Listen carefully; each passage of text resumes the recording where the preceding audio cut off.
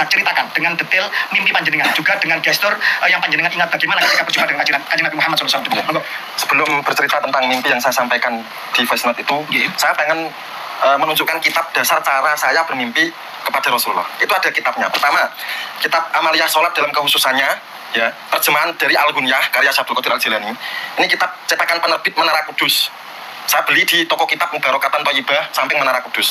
Ini kalau nggak salah cetakan tahun 1978, cetakan kuno. Tapi bisa saudara cari di kitab Al-Ghunyah karya Syabdul Qadir Al-Jilani tentang bab sholat. Artinya ini dasarnya jelas. Yang ngarang Sultanul Auliya Qutbir Rabbani wal Haikali Somadani Syabdul Qadir Al-Jilani.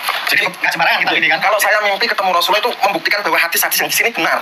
Saya amalkan benar. Kakak saya perempuan mengamalkan juga ketemu Rasulullah 3 kali dalam mimpi. Dan itu berlaku untuk semua orang, semua umat Rasulullah Muhammad yang mau riyadhah. Bukan cuma keluarga alawi saja. Tapi tentunya dengan muhibbin, dengan sebagai muhibbin, dengan kecintaan, rasa cinta kepada Rasulullah. Betul. Jadi saya cerita, saya kelahiran 1989. Saya mimpi ketemu Rasulullah usia 14 tahun. Waktu itu saya ditantang, Kiai. Saya ditantang sama Al-Imam Abdul Hasan Al-Asyadili. Beliau menantang begini, nak, berapa bulan yang lalu ada konser musik sangat besar di Jakarta. Waktu itu konser Shah Rukh Khan, tahun 2002 akhir. Saya ditantang, kalau orang yang kepengen lihat wajah idolanya Shah Rukh Khan, itu rela membayar 5 juta, 6 juta, zaman itu, Kiai, zaman tahun 2002. Konser Shah Rukh Khan pertama, masih ingat saya. Kalau mereka itu hanya untuk melihat idola artis duniawi, sanggup membayar 5 juta, 6 juta, 7 juta, 12 juta, berdesak-desakan. Masuk kamu kepengen melihat wajah Rasulmu, tidak ada pengorbanan sama sekali.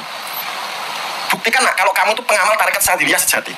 Caranya bagaimana, Guru? Caranya kamu harus mimpi ketemu Rasulullah. Itu ujian pertama saya dari Al-Imam Abdul Hasan Al-Asyadili. Saya tanya sama Kiai Sekudus, nggak ada yang bisa jawab, nggak ada yang berani jawab, hanya menangis. Karena mereka pun juga mungkin tidak pernah ketemu Rasulullah dan juga tidak tahu caranya.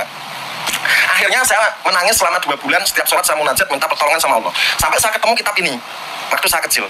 Kemudian saya berjumpa Rasulullah pertama kali usia 14 tahun. Saya mengamalkan di kitab ini, ya, bagian sholat Jumat. Bagian sunnah sholat Jumat.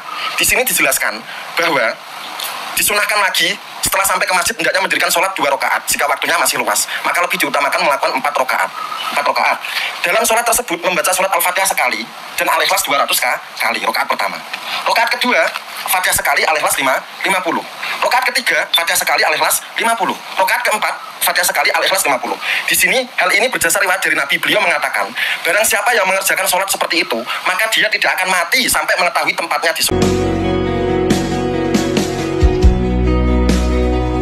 Jangankan diriku, semut pun kan marah bila terlalu sakit begini. Bismillahirrahmanirrahim. Allahumma sholli ala sayyidina Muhammad wa ala alihi wa sahbihi ajmain, amma ba'du.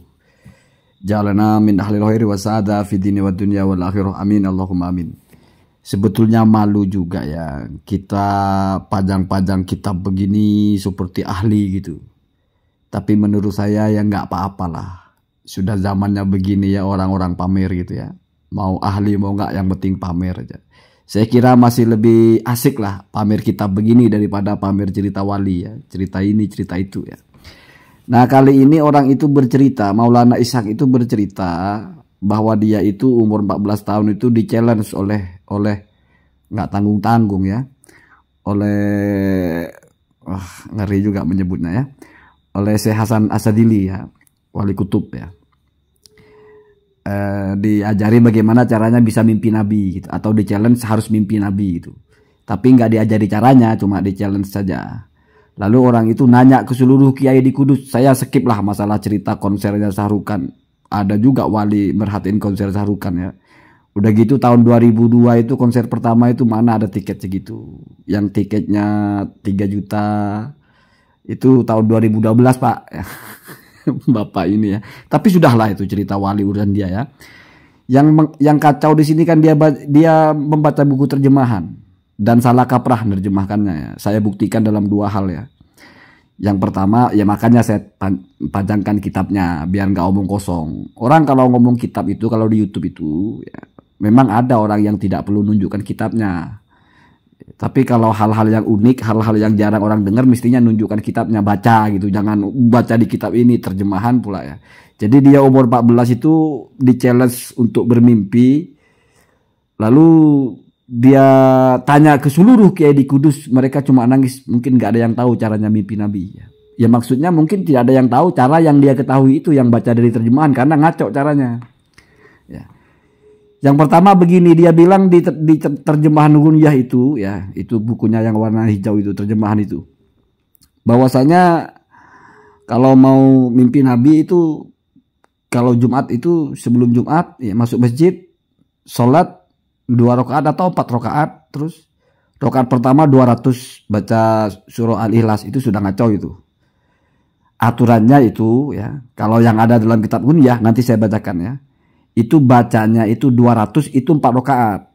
Artinya rakaat pertama 50, rakaat kedua 50, rakaat ketiga 50, rakaat keempat 50. Ini kan bisa disebut orang mengada-ngada ya.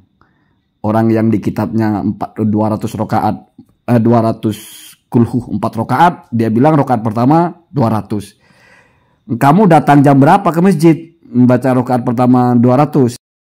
Terus rakaat kedua 50, ketiga 50, keempat 50. Oh, berarti totalnya baca kulhu 350. Wah, repot itu. Kemudian yang kedua, bawa hadis Nabi pula. Barang siapa yang melakukan sholat seperti itu akan tidak mati sebelum melihat tempatnya di surga, dan juga akan mimpi melihat Nabi. Wah, itu. Entah buku penerjemahannya yang sengklek, atau entah orang ini bacanya bagaimana. Itulah pentingnya mengerti ilmu itu nggak bisa dari terjemahan. Ya bisa sebetulnya sih. Tapi kalau mau menyampaikan kepada orang, apalagi berkaitan dengan hal-hal begini, ya malu lah Pak kita baca terjemahan. Apalagi salah pula terjemahannya ya. Sekarang langsung perhatikan ya. Ini saya tampilkan dengan nomor. Sekarang kita buktikan dulu bagaimana teks yang ada dalam kitab Al-Ghunyahnya Syekh Abdul Qadir Jailani ya. Ini kitabnya para wali Pak. Aduh. Janganlah dicatut-catut namanya kalau kita nggak menguasai isinya ya. Jadi rusak persoalannya. Nah itu perhatikan, itu dalam kitab Al-Ghunyahnya. Nggak usah pakai halaman-halaman ya. Baca aslinya aja nggak kok pakai halaman ya. Wa yustahabbu ayyusolliya idza dakhalal jami'ah, dan disunahkan untuk sholat ketika memasuki masjid jami ya. Atau masjid untuk Jumat lah. Wa kana fil waqti sa'atan, dan dia itu punya waktu yang luas lah begitu bahasanya ya. Jadi kenapa dibaca saatan ya? Ya ini masalah nahu saja. Ya, anggap saja karena ada orang itu ya. Ada orang itu fil waqti, di dalam waktu, saatan adalah luas ya. Jadi khobarnya saatannya ya. Anggap saja kita baca wa kana saatan fil waqti, waktunya dia itu luas ya. Apa itu yang disunahkan ya? Arba'a raka'atin, jadi maf'ulnya ayyusoliyah ya. Dia sholatnya itu kepada 4 rakaat. Ya. Kemudian yaqra'u fihinna, dia baca di dalam 4 rakaat itu ya. Qul huwallahu ahad, surah As-Somad mi'atai marrotin. Jadi dia membaca kulhu ya, 200 kali itu di dalam 4 rakaat. Bukan 1 rakaat atau rakaat pertama baca 200, terus rakaat kedua 50. Ya sebetulnya ya bebas aja. Cuma ini kan baca kitab Pak. Ini kan baca tulisan orang gitu. Baca kitab ulama, kitab wali lagi. Masa kita nerjemahkannya seenak-enak ya. Atau kalau misalnya terjemahan yang salah, ya makanya harus tahu isi kitab aslinya. Jangan gampang-gampang percaya sama terjemahan. Apalagi terjemahannya juga tidak jelas siapa yang terjemah. Makanya ya gitulah ya. Jadi ini mungkin masih sepele ya, karena nggak berurusan dengan sah tidak sah ya. Mau baca 2000 lah kalau kamu mampu ya. Asal syaratnya waktunya luas. Jangan kamu ngejar sholat sunnah terus khotibnya sudah pulang, kamu belum selesai ya. Bukan lagi sudah mau masuk Jumatnya, sudah pulang imam Jumatnya, kamu belum selesai. Gila itu ya. Lalu perhatikan di situ, fi kulli raqatin khamsina marratan. Jadi setiap rakaat itu 50 kali. Rakaat pertama 50, rakaat kedua 50, 100, rakaat ketiga 50, pego. Rakaat keempat 50, 200, begitu ya. Fa innahu ruwiya anin nabi. Maka sesungguhnya diriwayatkan dari Rasulullah Shallallahu alaihi wasallam ya. Jadi pakai ruwiyah di situ ya. Apa itu? Annahu, bahwasanya Nabi qala bersabda, man fa'ala dzalika, barang siapa yang melaksanakan hal itu, ya, salat tersebut tadi, lam yamut hatta yara maq'adahu minal jannati, maka tidak matilah orang itu sampai dia melihat tempatnya di surga. Au yurolahu, atau dilihat ya. Jadi yuro itu dilihat atau terlihat untuknya ya. Jadi kan bingung itu. Apa maksudnya yang terlihat ini? Mestinya kalau kita itu ngerti ya, ini kembalinya mesti mak'at ya. Mesti satu tema, satu topik pembicaraan ya. Kenapa tiba-tiba diartikan bermimpi melihat Nabi? Apa mungkin mau pakai teori iltifat ya? Jadi merubah gitu ya. Awalnya mutakallim lalu dirubah menjadi ghaib gitu ya. Ya ada dalam Al-Quran itu. Misalnya inna a'toina kal kautsar ya. Jadi Allah berfirman kepada Nabi Muhammad, sesungguhnya kami telah memberikan kamu nikmat yang besar. Lalu fasolli li rabbika ya.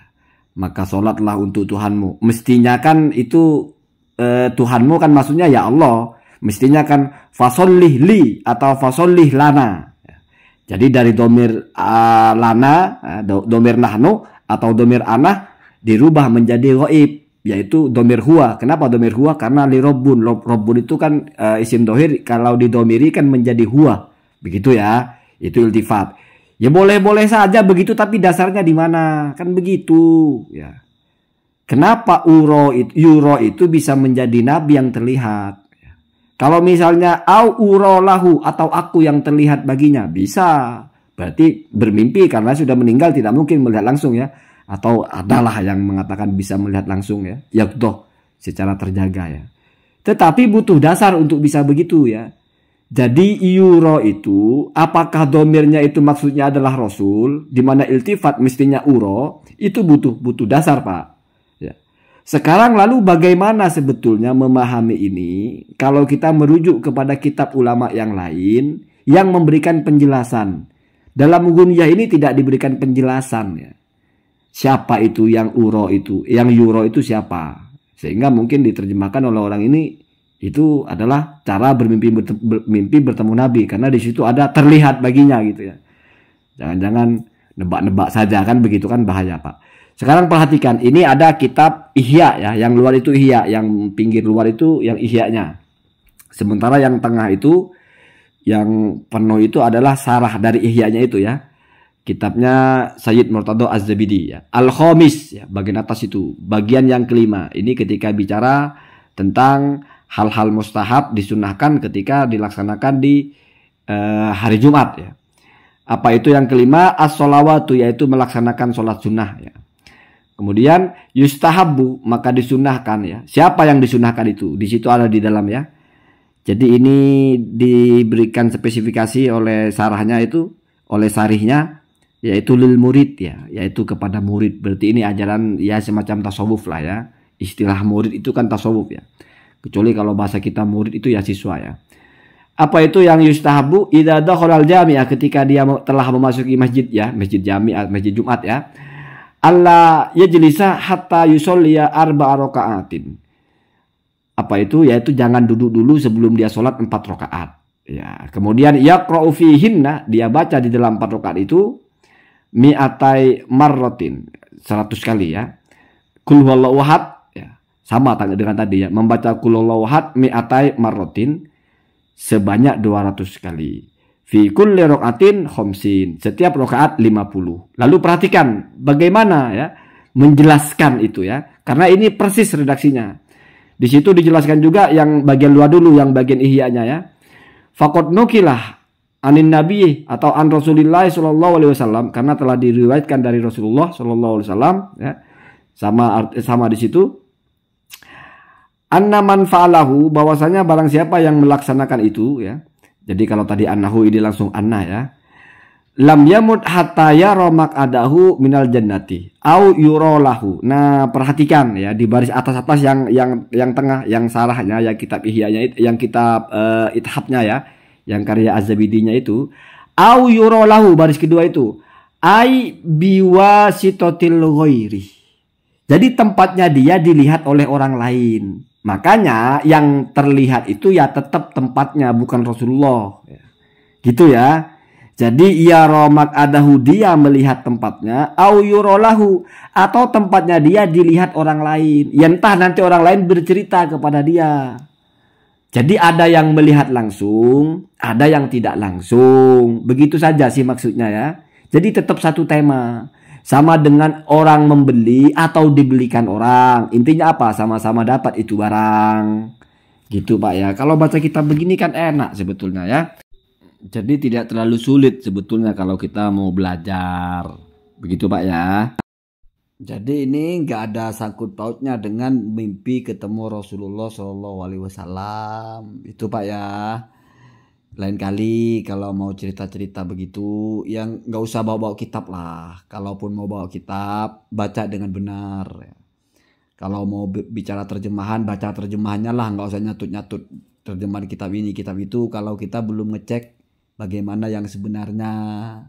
Ya begitu juga kalau kita main internet, kita baca makalah-makalah di Google itu, kitab ini, ulama ini begini berkata begitu. Kamu boleh mempercaya itu, boleh mengutip itu. Kalau kamu tahu sumber aslinya bagaimana dan terjemahnya cocok. Kalau ini kan, ya wallahu alam apa dia memahaminya sendiri.